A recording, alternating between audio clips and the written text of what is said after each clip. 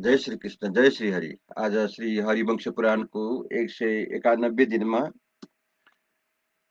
म- आज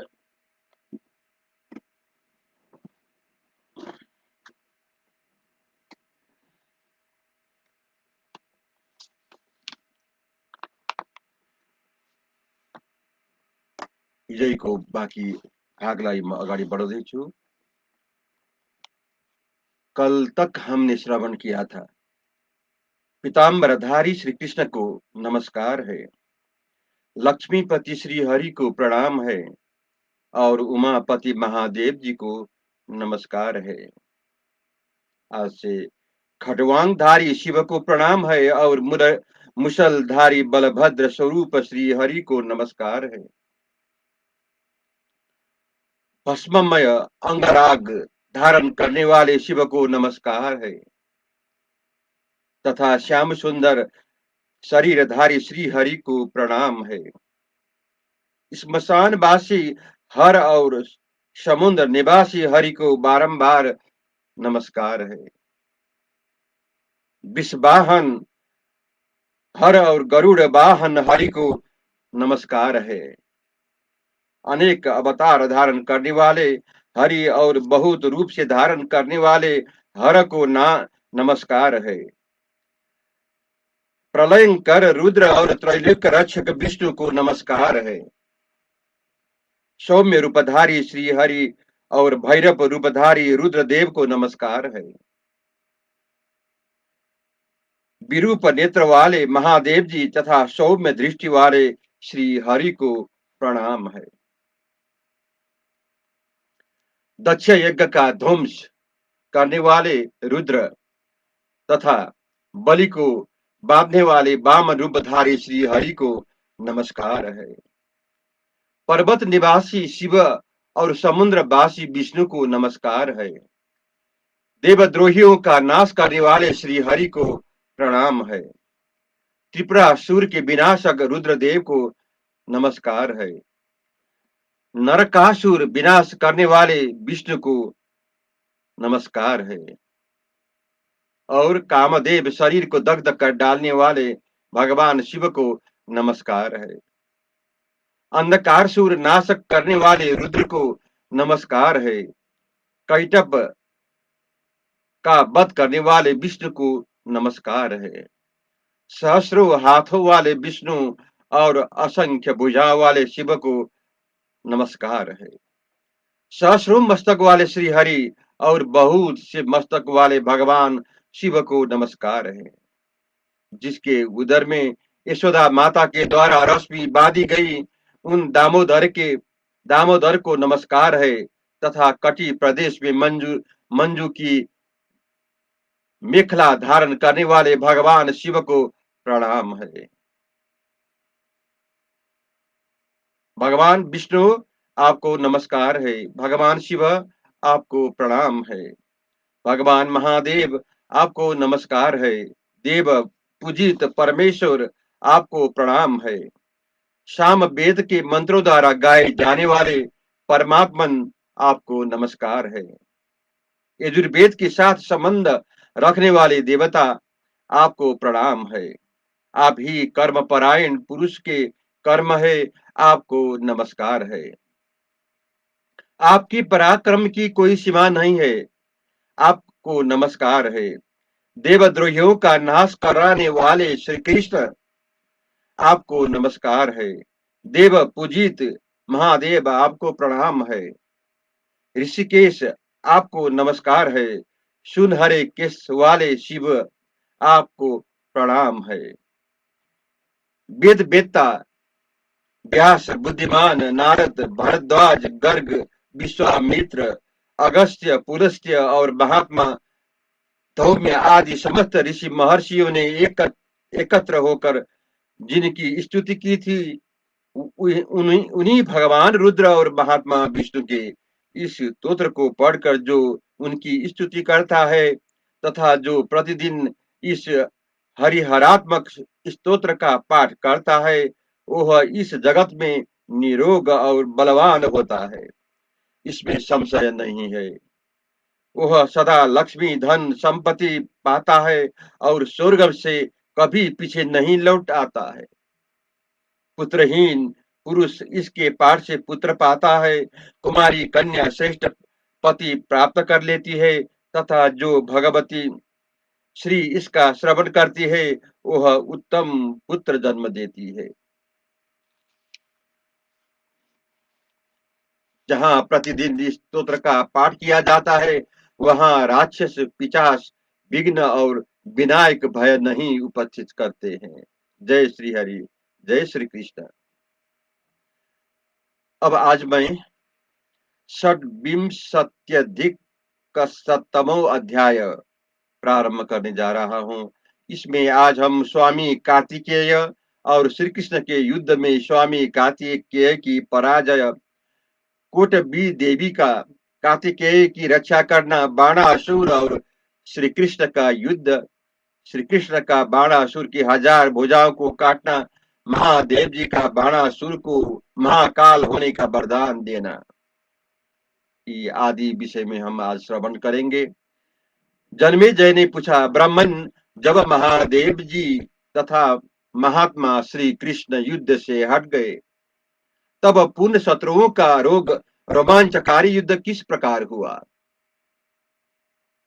वैशंपायन जी कहते हैं, राजन, तब कुमांड द्वारा नियमित रथ पर बैठे हुए कार्तिकेय जी ने श्री कृष्ण, बलराम तथा प्रद्युम्न पर एक साथ ही धावा किया। अमरश और रोष से अत्यंत कुपित हुए सर्वश्रेष्ठ देवता कुमार कार्तिकेय ने उस समय सिंहनाद करके सैकड़ों उग्र बाणों द्वारा उन सबको रणभूमि में घायल कर दिया। उन तीनों के सारे अंग बाणों से आवृत हो गए। वो तीनों त्रिविध अग्नियों के समान रक्त रंजित अंगों द्वारा ही कुमार कार्तिकेय के साथ युद्ध करने लगे। युद्ध के मार्गों का ज्ञान रखने वाले उन तीनों उदीप्त तेजस्वी वीरों ने क्रमश वायव्य, आग्नेय और पर्जन्यास्त्रों का प्रयोग करके कुमार को छद विच्छेद कर दिया।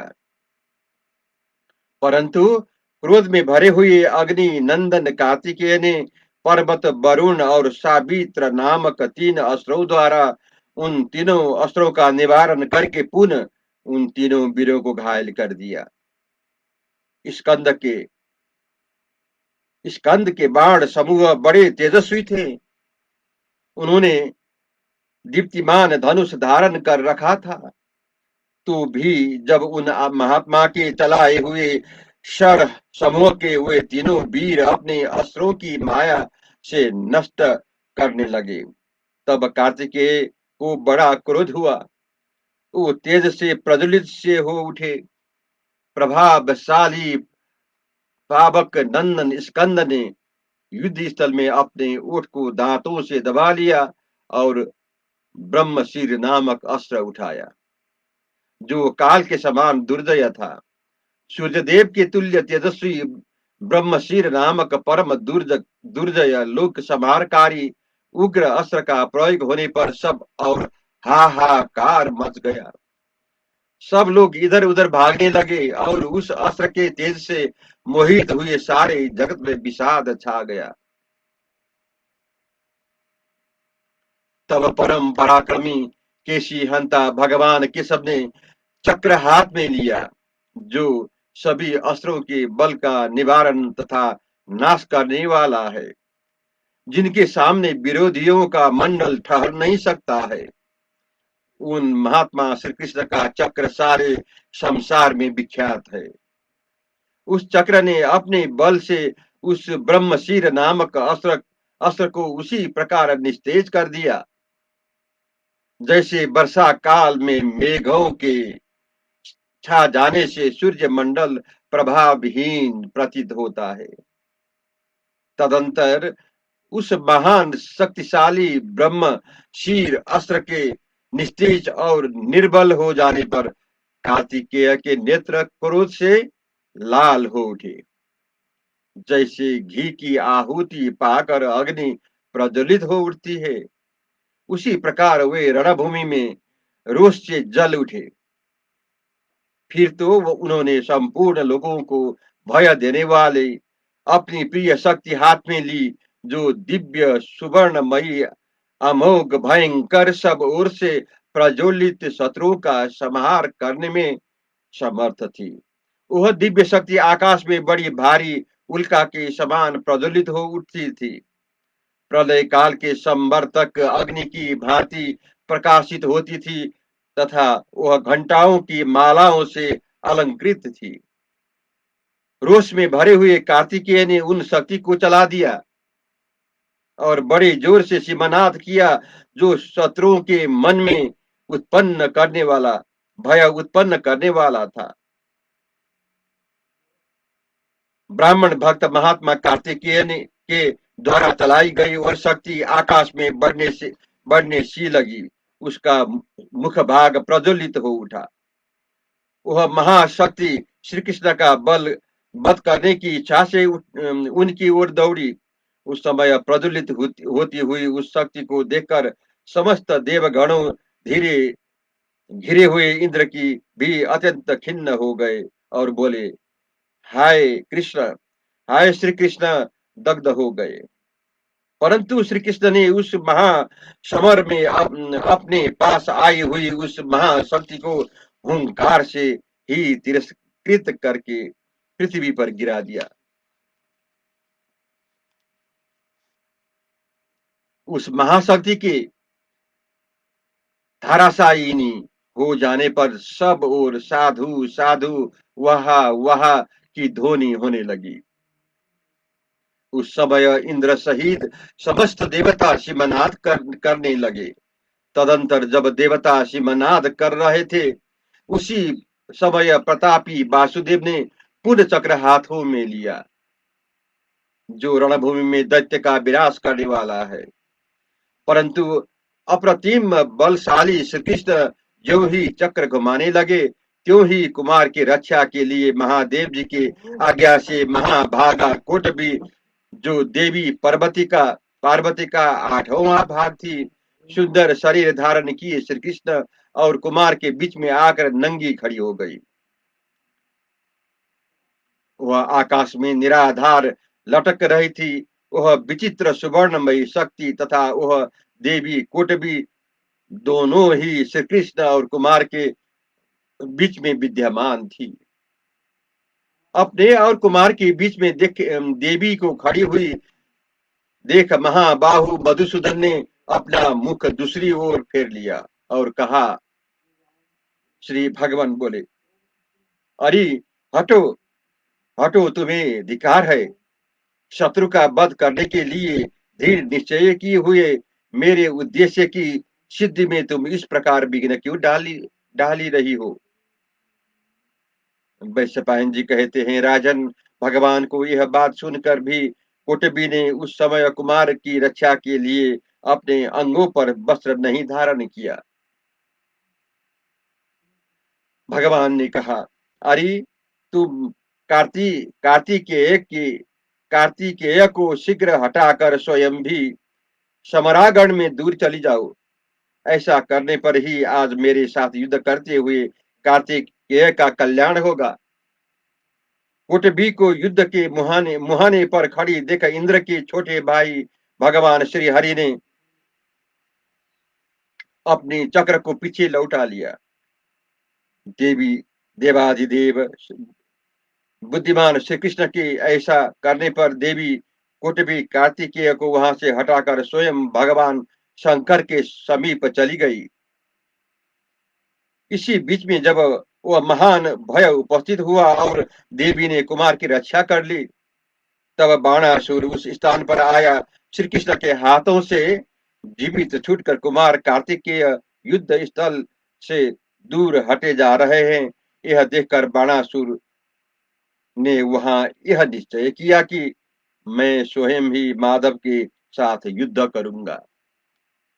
अब वैशपायन जी कहते हैं, जन्मेजय उस समय भूतों और यक्षों के समुदाय तथा बाणासुर के समस्त सैनिक भय से कातर नेत्र होकर संपूर्ण दिशाओं की ओर भागने लगे, जिसमें प्रमथ गणों की अधिकता थी।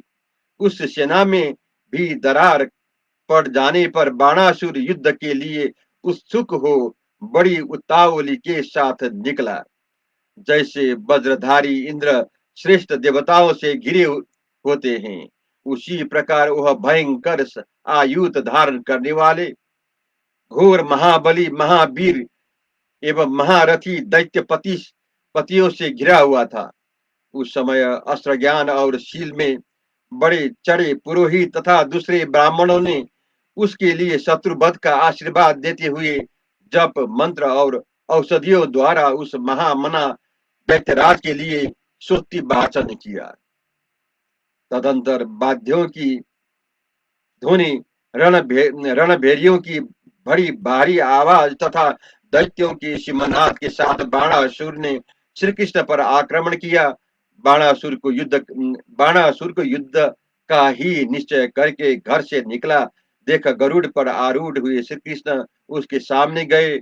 उस रणभूमि में अप्रतिम बलशाली एद कुल तिलक श्री कृष्ण को गरुड़ पर आरूढ़ होकर आते देख बाणासुर ने अपने सामने उपस्थित हुए उन वेगशाली भगवान वासुदेव से कुपित होकर कहा, जय श्री कृष्ण, जय श्री हरि।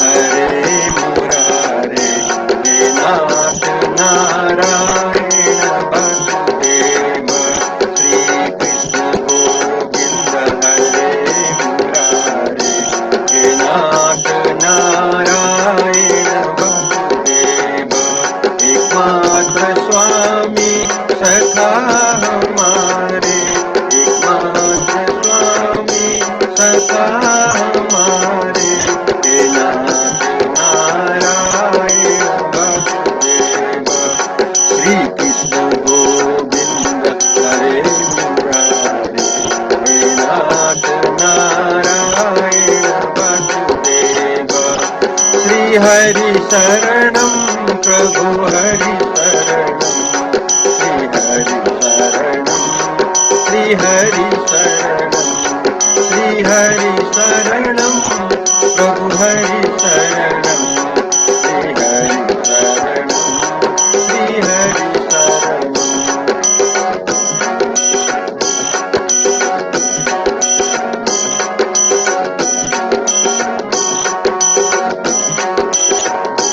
श्री हरि शरणं प्रभु हरि शरणं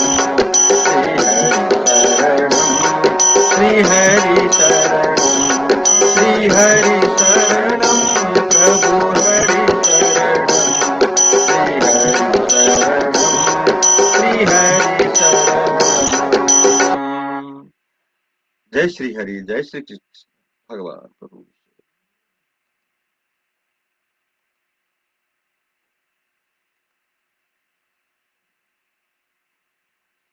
श्रीमन्नारायण